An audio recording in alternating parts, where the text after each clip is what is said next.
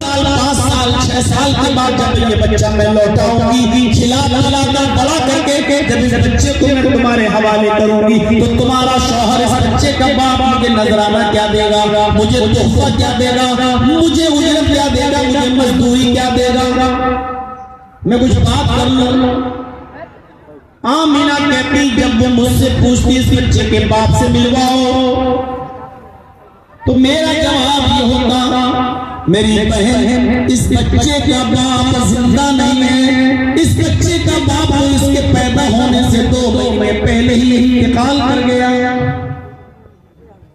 जैसे ही वो सुनती कि इस बच्चे का बाप मर गया, इस बच्चे का बाप जिंदा नहीं है, वो बच्चा मेरी गोद में डाल देती और कहती आमीना सॉरी, मैं तेरे बच्चे को नहीं खिला सकती, पिला सकती, परवान चढ़ा सकती, परवरिश कर सकती, मेरे अंदर इतनी हिम्मत नहीं है। मैं चाहती हूँ कि मैं बच्चे को पालूं तो मुझे अच्छी मजदूरी मिले, तू मुझे क्या दे देगी, इस बच्चे का तो बाप ही जिंदा नहीं है। वो बच्चा छोड़ के चली जाती। जितनी औरतें कबीले बनो साथ से चली, हर एक औरत मेरे पास आई, सबने बच्चा लिया, लेकिन सुना कि इस बच्चे का बाप जिंदा नहीं, छोड़ के चली गई। हलीमा भी मेरे पास आई, हलीमा ने भी इस बच्चे को लपक लिया, और जब सुना कि इस बच्चे का बाप जिंदा नहीं है, तो हलीमा ने भी बच्चा छोड़ दिया, वो भी मक्के में आ गए। कुदरत देखी, कबीले बनो साथ से जितनी औरतें चली, सबको बच्चे मिल गए दूध पिलाने के लिए मक्के में, लेकिन हलीमा को कोई बच्चा नहीं मिला।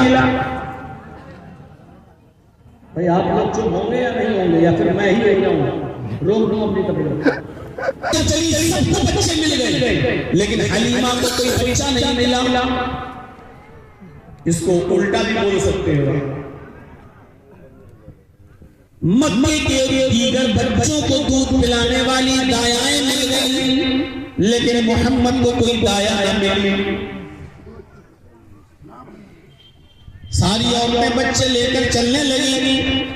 हलीमा ने सोचा कि मुझे कोई बच्चा नहीं मिला, चलो न मिलने से वही बच्चा बेहतर है, उसी बच्चे को ले लेती हूँ, कम से कम मेरी सहेलियां ताने तो नहीं मारेंगी कि खाली हाथ आई और खाली हाथ जा रही है। उल्टे बोल लो, दिल पत्थर रखकर न चाहते हुए उसने उस बच्चे को ले लिया। आमिना ला, अपना ही बच्चा दे दे, जो तू दे सकती वो दे देना, मैं लेके जा रही हूँ तेरे बच्चे को। आमिना ने अपने बच्चे को मोहम्मद को हलीमा के हवाले कर दिया। अब जहां सबको पहुंचना था वहां पहुंच गई, और वहां से अभी कबीले बनु साद के लिए चलने लगी।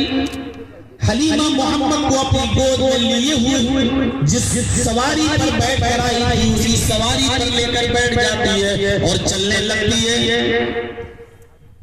जैसे इस बच्चे को गोद में लेकर सवारी पर बैठी थी, यही वो सवारी थी जो रास्ते में जाया करती थी, सांस फूलने लगती थी, दम टूटने लगता था, 100 कदम चलती थी, हाथ लगती थी। लेकिन जब हलीमा इस बच्चे को लेकर बैठी तो ये हवा से बातें कर रही है, रुकने का नाम नहीं ले रही है, सारी सवारियों को पीछे करते हुए आगे बढ़ती जा रही है, और पीछे की सारी सहेलियां चीख कर कहती हैं,